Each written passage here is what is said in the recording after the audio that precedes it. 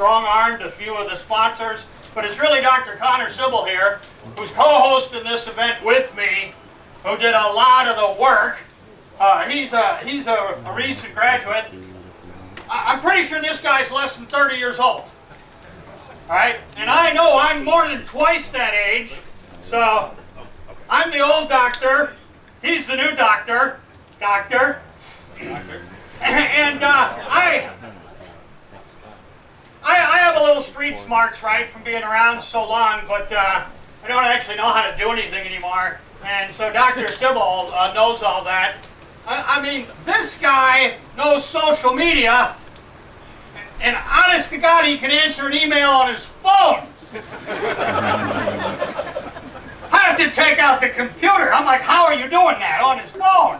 He's answering an email, so we're talking some real skill here. So I know all of you are thinking, you know, crop physiology day. Why not agronomy day?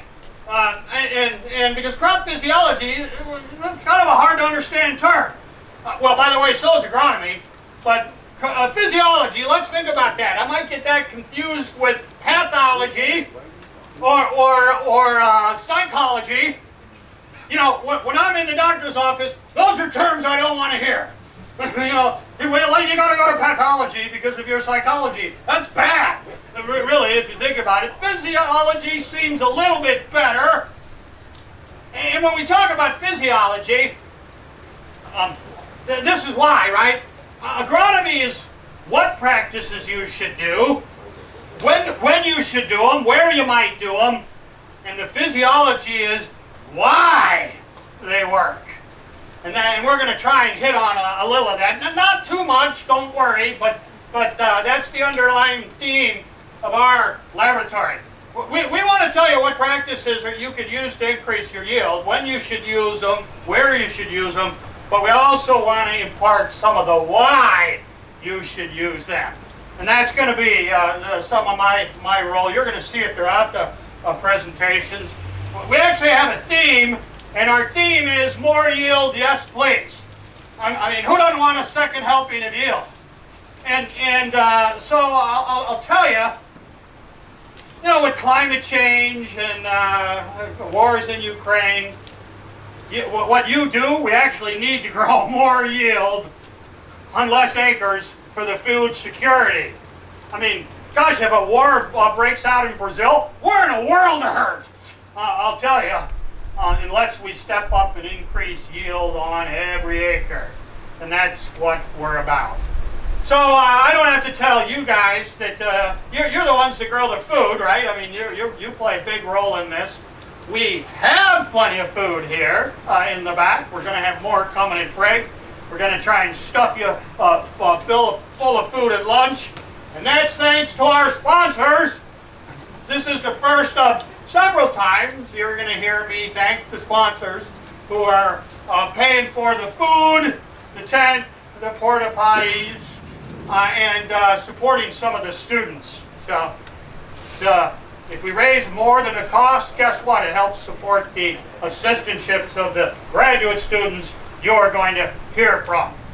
So you're going to hear from me and Dr. Sybil here. We're going to bookend this thing right at, but you're also going to hear from 4 of my current students, 2 of my recent students. So everybody here, everybody you're going to hear from has come through this laboratory. So I gotta do a little acknowledgement, and I'm going to tell you, where we do our research. So we're here at Champaign, and that's where the University of Illinois is. But we actually have a research site in the north in Yorkville, and one in the south in Nashville. And that's thanks to the generosity of Bob and Brad Stewart Farms in Yorkville, and then Danny Bartley in Nashville. They have my deepest respect.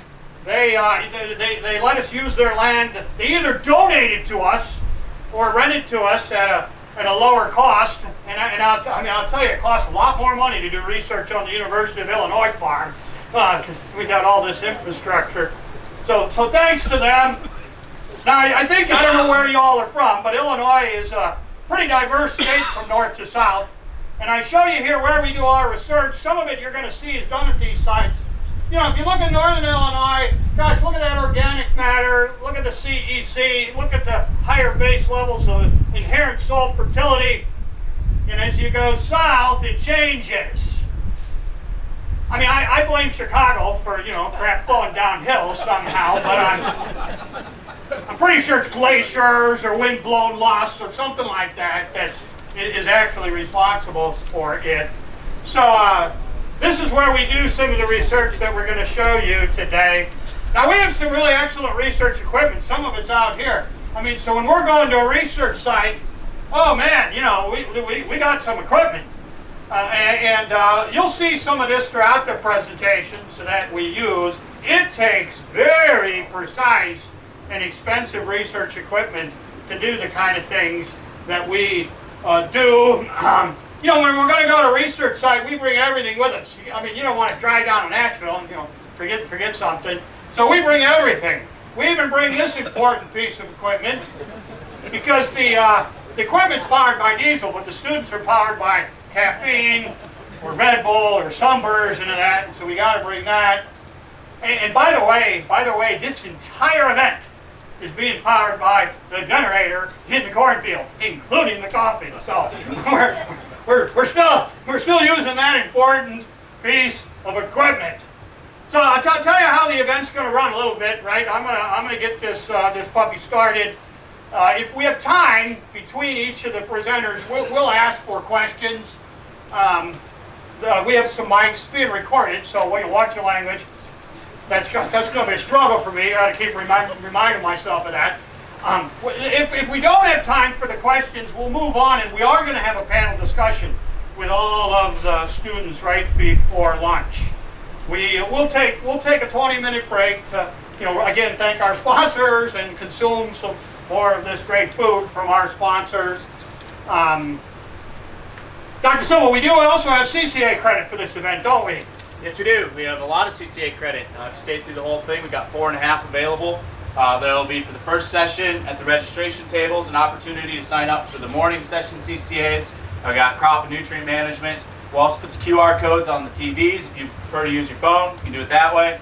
And then the afternoon session, we got even more CCA credits right before lunch. So if you need those credits, please be sure to go find them at the registration table. The QR codes will be on these screens. Yeah, I think you actually get a half hour of credit for eating lunch, right? If they stay through lunch. Yeah, we may have snuck one in on there, yes. We worked through that. I think it's nutrient management, or if you eat lunch here. So, well, anything else? I'm going to try to engage you throughout it. So, I'm going to ask you questions. I know some of the students are going to ask you questions as well.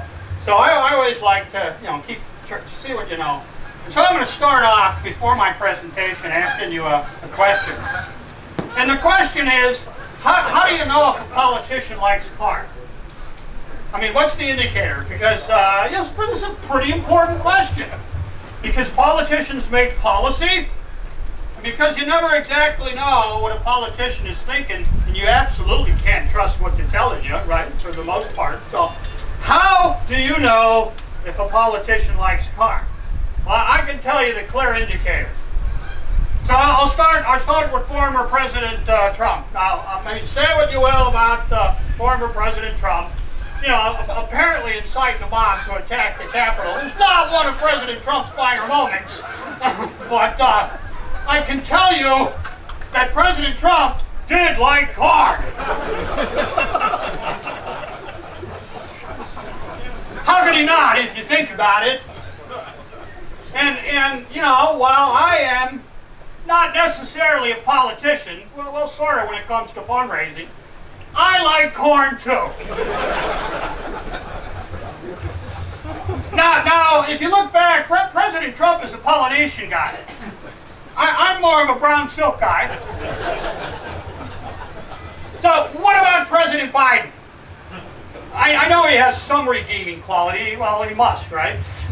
But I'm pretty sure corn loving's not one of them. I mean, I honestly don't know if President Biden likes corn. But the photographic evidence would suggest he probably don't like it all that much. I got to tell you, I gotta say.